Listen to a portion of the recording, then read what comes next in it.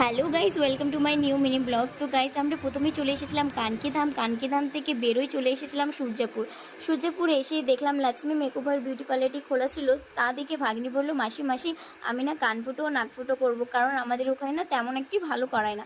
আমি বললাম ঠিক আছে তাহলে করে নে, এখানে খুব ভালোই করায়। তারপরে চলে এলাম আমরা ভিতরে এসে দেখতে পাচ্ছ প্রথমে ভাগ্নি একটু ভয় পাচ্ছিল, কারণ যে কত ব্যথা করবে কি কিছু বলার নেই, আমারও ভয় লাগছিল। তো ফাইনালি সে কান ফুটো করে নিল, কিন্তু তার ব্যথা তো একটু লেগেছিল। তবু সে বলছে না না ব্যথা লাগেনি, কিন্তু ব্যথা লেগেছে বুঝতে পেরেছি। তারপরে যখন অপর কানের দিকে করতে ছোট্ট পুচকি বুনু বসেছিল, কি বলবো তার কি সাহস, তোমরা নিজের কানেই শুনে নাও সে কি বলছে। সে কান ফুটো করেছে, আবারও কান ফুটো করতে চায়, মানে ওর কনফিডেন্স দেখে আমার ভাগ্নিটা আরো সাহস পেয়ে গেছে। ও তাই, তোমার আরো দুটো করে দিয়ে পড়ে তাহলে তোমাকে বলতেছ না করে দাও আমাকে।